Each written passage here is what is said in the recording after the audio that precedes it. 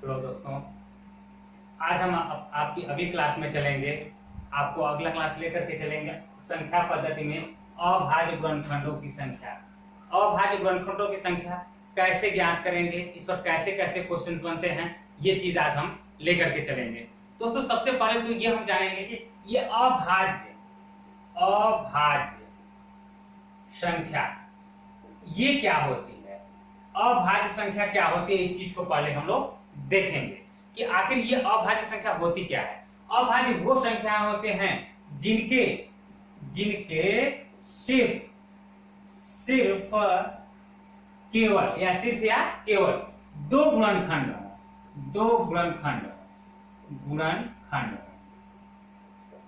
जैसे एग्जांपल के तौर पे हमने ले लिया क्या, जैसे हमने दो ले लिया, दो के कौन कौन काट सकते हैं, 1 और 2, 3 को ले लिया 1 3, 5 को ले लिया 1 5।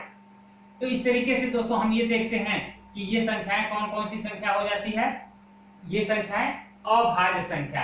अब इन्हीं अभाज्य संख्याओं की मदद से हम अभाज्य संख्याओं का गुणनखंड ज्ञात कर लेते हैं। आइए देखते हैं कि आगे किसी गुणनखंड को करें तो उसकी संख्या कौन सी मिल जाती है, कितनी मिल जाती है, ये चीज हम लोग इस वीडियो से देखेंगे। आइए देख लेते हैं अभाज्य संख्या। तो अभाज्य संख्या आप लोगों ने देखा, अभी क्वेश्चन पूछा हुआ था कि 1 से 50 तक में, 1 से 50 तक में अभाज्य संख्या कितनी होगी। तो ये कितनी होंगी, 1 से 50 तक में अभाज्य संख्या 15 हो जाती है। कुल कितनी हो जाती है दोस्तों, 15। और 1 से अगर यही चीज 100 तक पूछ दिया जाए तो 100 तक में यही चीज कुल हो जाएगी 25। यानी कह दिया जाए कि 50 से, यानी 1 से 50 तक में इतनी 15 हो गई, तो 50 से 100 तक के बीच की कहा जाए बात तो कितनी हो जाएगी, कुल 10 हो जाएगी। क्लियर। अब आते हैं, ये तो चीजें हो गई, अब आते हैं हम इनमें इनके गुणनखंडों में कैसे देखते हैं, वो चीज हम लोग अभी देखते हैं। ये तो क्लियर हो गया दोस्तों। अब आते हैं हम लोग आखिर ये क्या होता है। जैसे कोई गुणनखंड हमने ले लिया, कोई भी गुणनखंड हमने ले लिया, जैसे ये 305। तो अब दोस्तों ये कितने से कटेगा, लास्ट में दिख रहा है ना कि 5 है, तो इसका मतलब ये 5 से ही कटेगा। आइए देख लेते हैं, 5 से 5 का 30, 5 से कम 5। अब ये कट रहा है किसी से, अब ये किसी से कट रहा हो तो इसको कर लिया जाए। आइए देख लेते हैं। तो अगर देखा जाए 305 है तो ये 61 किसी से कटता नहीं है, 61 किसी से कटता नहीं है, तो ये कितना हो जाएगा, 61। अब इसमें गुणनखंडों की संख्या हो जाएगी, गुणनखंड की संख्या कितनी हो गई दोस्तों, यानी 5 गुणे 61, यानी 1 और 1 2। गुणनखंडों की संख्या कितनी होगी दोस्तों, 2 हो जाती है। अब आते हैं, जैसे एक एग्जांपल और लिया जाए, एक एग्जांपल और लिया जाए, 2310। कोई क्वेश्चन हमने ले लिया, मान लीजिए 2310, लास्ट में 0 है तो या तो 2 से कट सकता है या तो 10 से। आइए देख लेते हैं। तो 2 से काट के देखा जाए, 2 1 कम 2, 2 1 कम 2, 2 पचे 10 और 2 पचे 10। अब किससे कटेगी, लास्ट में 5 है, या तो 3 से कटेगी या तो 5 से। देख लिया जाए, 3 से काट के पहले कट जाता है कि नहीं, तो 3 से काटिए, 3 तिरिक 9, 2 3 8 24 और 3 पचे 15। अब लास्ट में 5 है तो 5 से काट के देखा जाए इसको, 5 से काटा, 5 7 35, 2 5 पचे 25, फिर 3 से काटा गया अगर तो 25 और फिर 5 से, फिर कितना, 5 से काटा गया तो 5 और फिर 5 से काटा गया तो 1। इस तरीके से गुणनखंडों की संख्या इसमें कितनी हो जाएगी, 5। कैसे हो जाएगी ये देखते हैं, आइए देख लेते हैं। यानी ये हो जाता है 2 गुणे 3 गुणे 3 गुणे 5 गुणे 5, 3 बार, तो 3 बार आपने लिख दिया, बस हो गया। इस तरीके से गुणनखंडों की संख्या हम ज्ञात कर लेते हैं। और भी क्वेश्चंस हम उठाते हैं यहाँ पे, और भी क्वेश्चंस करते हैं, देखते हैं। तो ये हो जाएगा आपका कितना, 1 2 3 4 5 6, तो ये हो जाएगी संख्या 6। आइए और भी क्वेश्चन उठा के हम लोग देख लेते हैं कि आखिर इनके गुणनखंड कैसे होंगे। ये देखते हैं, जैसे कोई संख्या हमने ले लिया कितना, 15 के घाते 25, 15 के घातांक में चला जाए तो 15 के घाते 25। अब इसको पहले तो इसको अभाज्य गुणनखंडों में तोड़ेंगे, पहले इस 15 को अभाज्य गुणनखंडों में हम तोड़ देते हैं। आइए कैसे तोड़ते हैं ये चीज जानेंगे। 3 गुणे 5 के घाते 25। दोस्तों मेन चीज यही है कि ये जो गुणनखंड होना चाहिए, ये जो गुणनखंड हो ये अभाज्य संख्याओं द्वारा हो, ये अभाज्य संख्याओं द्वारा हो, ताकि अभाज्य गुणनखंडों की संख्या हम ज्ञात कर सके। अब क्या हो जाएगा, देखा जाए तो 3 के घात गुणनखंड में क्या संख्या, अगर घातांक में देखा जाए तो 3 के घाते 25 अब गुणे 5 के घाते 25, इसी को तो लिखते हैं। तो अब गुणनखंडों की संख्या कितनी हो जाएगी भाई, अब इसके घातांक को जोड़ लीजिए, यानी 25 अब प्लस 25 कितना हो गया, 50। मेरी बात समझ में आ रही है दोस्तों? तो यहाँ हो जाएगा इसके गुणनखंडों की संख्या कितनी हो गई, 50। आइए और भी संख्याओं को देख लिया जाए एग्जाम्पल के तौर पे। एक आध एग्जाम्पल इस तरीके से और देखा जाए कि आखिर इसकी संख्या और कैसे ज्ञात करें। जैसे कोई संख्या हमने 48 ले लिया, दी पावर 20 अगर ले लिया, ठीक है। अब क्या करें, पहले 48 को हम क्या अभाज्य गुणनखंडों में तोड़ेंगे। तोड़िए तो कितना हो जाएगा, 2 दूनी 4 दूनी 8 दूनी 16, नहीं 2 दूनी 4 दूनी 8 त्रिके दूनी 16 तिया 48, ठीक है। अब क्या कर दें, घाते 20 हो जाए, यानी अब देखा जाए तो ये क्या हो जाता है, सब कुछ कर दीजिए, 2 के घाते 20 गुणे, फिर 2 के घाते 20 गुणे, 2 के घाते 20 गुणे, 2 के घाते 20 गुणे, 3 के घाते 20, यानी अब क्या हो गया, अब पूर्ण रूप से ये खुल गया। तो अब क्या करें, विस्तृत हो गया। अब क्या करें, इसके घातांकों को जोड़ देते हैं, यानी 20, यहाँ से धन 20, यहाँ से धन 20, यहाँ से धन 20, यहाँ से धन 30। तो इस तरीके से गुणनखंडों की संख्या कितनी हो जाएगी दोस्तों, 20, 20 40, 20 60, 20 80, 30, 110। मेरी बात समझ में आ रही है दोस्तों?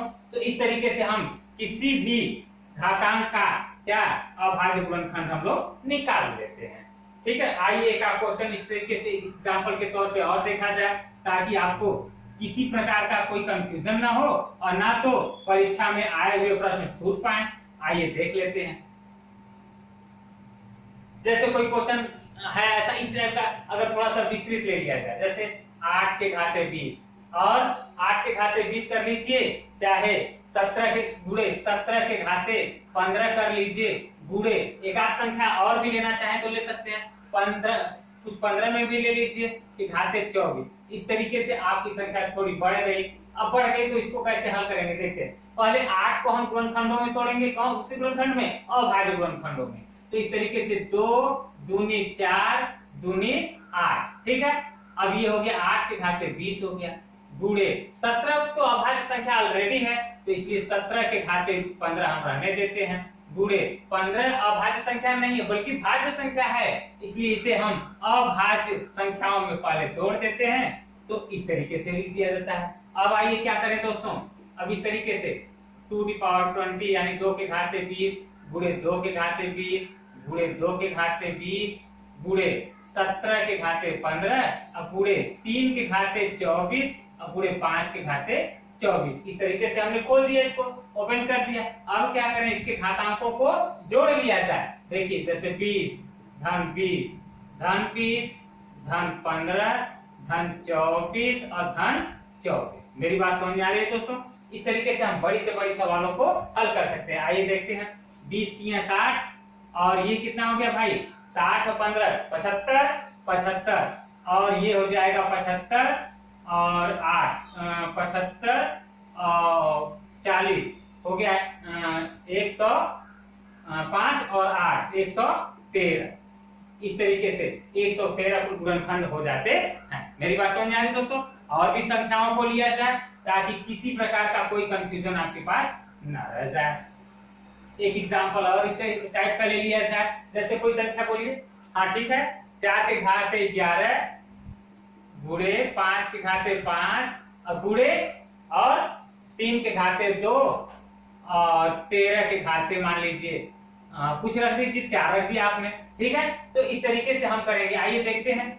4 को हम ये 4 क्या है, भाज्य संख्या है, इसलिए पहले इसको हम अभाज्य संख्या के गुणनखंड में तोड़ेंगे, यानी 2 गुणे 2 हो गया, घाते 11। 5 अभाज्य संख्या है ना दोस्तों, तो ये 5 की घाते 5 10 का 10। 3 अभाज्य संख्या है तो इसको 10 का 10, और 13 भी अभाज्य संख्या है इसलिए 10 का 10 लिख दिया। अब क्या करें, इसको हम विस्तृत रूप में लिखते हैं। 2 के घाते 11 गुणे 2 के घाते 11 लिख दिया। अब क्या करें, बाकी 10 के 10 लिख देते हैं। 3 के घाते 2 गुणे 13 के घाते 4। अब इस तरीके से आप जोड़ लीजिए, 11 धन 11 धन 5 धन 2 धन 4। तो ये कितना हो गया भाई, 11 22 5 27 2 29 4 33। इस तरीके से अभाज्य गुणनखंडों की संख्या कितनी मिल गई दोस्तों, 33। ठीक, अब आते हैं कुछ इसके भिन्न पे। इसके कुछ जैसे एक बुक में एसडी यादव में पूछा गया था ये क्वेश्चन। जैसे एसडी यादव का ये क्वेश्चन है कि 6 के घाते 333 गुणे 6 के घाते 333 और 6 के घाते ही मान लीजिए 222 कुछ है। फिर ऐसा है, फिर 8 के घाते कुछ ले लीजिए, जैसे 8 के घाते 1 1 1, ऐसा क्वेश्चन पूछा गया था। तो इसको कैसे करेंगे हम, जैसे मान लीजिए यहाँ 6 लिया गया था, तो यहाँ हम लिख देते हैं 5 ले देते हैं। तो इस तरीके का क्वेश्चन एसडी यादव में पूछा गया था, देखा गया है। तो वहां पे क्या आ जाएगा, अब इसको तोड़ दें। 2 गुणे 3 के घाते 3 3 3 यानी 333 गुणे, इसको भी तोड़ दीजिए। 5 के घाते, ये तो 10 का 10 रहेगा, क्यों, क्योंकि ये ऑलरेडी क्या है, अभाज्य संख्या है। ठीक, अब इसको तोड़ दें अभाज्य संख्याओं में। 2 गुणे 2 गुणे 2, इस तरीके से ये हो जाएगा। अब क्या करें भाई, अब इसमें क्या करें, इसको कर दीजिए, यानी 2 के घाते 3 3 3 गुणे 3 के घाते 3 3 3 गुणे 5 के घाते 2 2 2 गुणे, अब इनको भी कर दीजिए, एक छूट गया, तो ये हो जाएगा 2 के घाते 111 गुणे 2 के घाते 111 गुणे 2 के घाते 111 हो गया। अब क्या कर दें दोस्तों, अब हमने आपको साफ साफ बताया, इनके घातांकों को क्या कर दें, जोड़ दें, यानी 3 3 3 धन ये वाला 3 3 3 धन ये 2 2 2 धन ये 11 111 धन 111 धन 111। तो ये हो जाएगा आपका कितना, 3 3 6 2 8 1 9 1 10 1 11 के 1। ठीक है, उसी तरीके से 10 1 11 1 12 के 2 हासिल 1, और फिर वही चीज 11 1 12, यानी कुल मिला के आपका 1221 आएगा। बात क्लियर दोस्तों। अब हम चलते हैं, अभी तो आपने सिंपल देखा, अब इसके बटे को सवाल को देखा जाए, बटे के सवाल को यानी कि इसके भिन्न के सवाल को भी देखा जाए कि आखिर ये कैसे हल होती है। आइए देख लेते हैं, एक आध क्वेश्चन देखा जाए।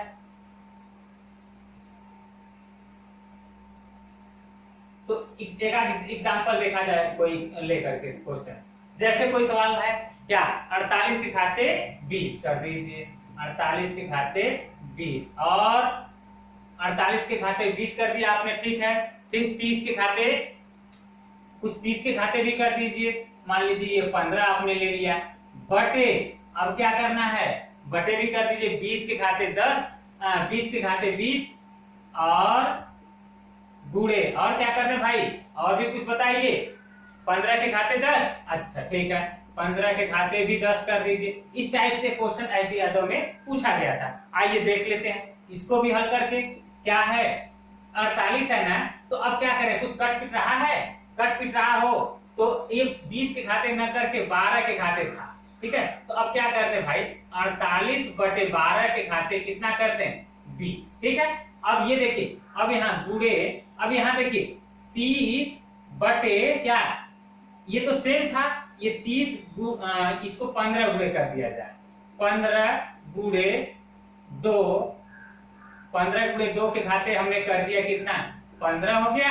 अब कुल के बटे कितना है भाई, 15 के घाते 10, ठीक है। अब क्या करें भाई, इसमें 12 चौक 48 ना, 4 के पावर बच गया ये 20, ठीक है। इतना तो हल हो गया, गुणे। अब इसको हम क्या करते हैं भाई, अब इस 15 को भी तो ऊपर ले जाएं, यानी 15 के घाते 15 गुणे 2 के घाते 15, अब गुणे इसको ऊपर ले जाया जाए तो क्या हो जाएगा 15 के घाते ऋण का 10। ठीक, अब ये क्या करते हैं इसको 2 गुणे 2 के घाते 20 गुणे, अब क्या करें 15 वाला ये देखा जाए 15 वाला क्या हो जाएगा 15 में से 10 चला गया 5, यानी 15 के घाते 5 गुणे 2 के घाते 15 बचा। अब क्या करते हैं दोस्तों, ये देखिए 2 के घाते 20 अब गुणे 2 के घाते 20 अब गुणे 15 को क्या लिख सकते हैं दोस्तों 3 गुणे 5 ना के घाते कितना है ये 15 था ना, तो 15 ये हो गया 15 ये हो गया और 2 के घाते 15 ये हो गया। अब अगली लाइन में हमने क्या बताया था 20 धन 20 और धन ये वाला 15 धन ये वाला 15 धन ये वाला 15, यानी कुल मिला के कितना हो गया 40 और 30 60 70 80 5 85। मेरी बात समझ में आ रही दोस्तों, क्लियर। अच्छा, एक आध तो हम लोग जैसे कुछ दशमलव वाले भी देख लेते हैं कि दशमलव वाले आखिर इसमें कैसे हल होते हैं और गुणनखंडों की संख्या कितनी, अभाज्य गुणनखंडों की संख्या कितनी मिल जाती है। तो सबसे पहले हम दशमलव वाले क्वेश्चंस लेंगे, ठीक है। हाँ, इसमें की है अच्छा आर एस अग्रवाल, ठीक है आर एस अग्रवाल से ही बोल दीजिए, ठीक है। क्या 3.5 के घाते 12 गुणे फिर हाँ 2.7 के घाते 10, अच्छा 2.7 के घाते 10, ठीक है। और हाँ 10 के घाते 25, अच्छा ठीक है कोई बात नहीं 10 के घाते 25, ये आर एस अग्रवाल की बुक की है। तो आइए देख लेते हैं कि ये बुक की है तो ये कैसे हल होगी, आइए देख लेते हैं। तो इसको सर्वप्रथम हम ये करेंगे, इसको 35/10 लिख सकते हैं क्या, लिख सकते हैं ना, ठीक है। तो 35/10 लिख लिया कि घाते 12 हो गए गुणे 2.7 को क्या लिख सकते 27/10 लिख सकते हैं कि घाते 10 गुणे 10 के घाते 25 हो जाता है। क्लियर है दोस्तों। अब क्या करें, अब ये हो जाता है क्या 35 के घाते 12, ठीक है ना। अब 35 के घाते 12 बटे 10 के घाते 12 अलग अलग लिख दिया। आइए यहाँ पे देखा जाए, ये 27 के घाते 10 और बटे 10 के घाते 10 गुणे 10 के घाते 25। बात क्लियर है दोस्तों। अब आइए अब सबको ऊपर ले जाया जाए इनको भी, तो ये हो जाता है 35 के घाते 12 गुणे 27 के घाते 10 और गुणे 10 के घाते 25 और गुणे इन दोनों को ऊपर लिया जाए, ऊपर ले जाएंगे तो क्या हो जाएगा दोस्तों माइनस कर देगा, ठीक है। तो ये 10 के घाते ऋण 12 और गुणे 10 के घाते ऋण 10 हो जाता है। अब क्या करें बताइए, 35 को आप अभाज्य गुणनखंडों में आप तोड़ेंगे ना तो कितना हो जाएगा 7 गुणे 5, यही तो। और ये हो जाएगा 3 तिरिक 9 तिरिक 27, ठीक। और इसको क्या लिख देंगे हम 2 पचे 10 के घाते 25 लिख दें। और देखा जाए तो इनको अभी ऐसे न लिख करके हम इस तरीके से देख लें इसके घातांकों को कि 10 है तो 12 और 10 22 हो जाएगा, यानी 10 के घाते 25 ऋण 22 कर दें, ठीक है, ताकि और भी घात इसके कम हो जाएं। तो ये हो जाएगा 7 के घाते 12 गुणे 5 के घाते 12 गुणे 3 के घाते 10 गुणे 3 के घाते 10 गुणे 3 के घाते 10। अब गुणे 10 के घाते कितने बचते हैं दोस्तों 3। अब इस 3 को ही अब देखा जाए तो क्या हो जाएगा, इनको 3 इसको क्या लिख सकते हैं 10 को 2 गुणे 5, तो अलग अलग हो गए ना। तो अब यहाँ पे आप अलग अलग करना चाहें तो इसको भी अलग अलग कर दीजिए। इस तरीके से आप 12 धन 12 धन 10 धन 10 धन 10 धन 3 और धन 3, इस तरीके से 12 12 24 और 30 ये 54 6 7, इस तरीके से दोस्तों ये कुल मिला के 60 अभाज्य गुणनखंड मिल जाते हैं। अभाज्य गुणनखंडों की अब पूरा प्रकार हमने आपको बता दिया। इस तरीके से आपका किसी भी क्वेश्चन परीक्षा में, चाहे एसएससी हो, सीजीएल हो या एसएससी सीजीएल हो या फिर यूपी ट्रिपल एससी हो, कहीं से भी क्वेश्चन इस टाइप के आ जाते हैं अभाज्य गुणनखंडों की संख्या निकालने के लिए। अब आपको किसी प्रकार की कोई दिक्कत नहीं होगी। धन्यवाद दोस्तों।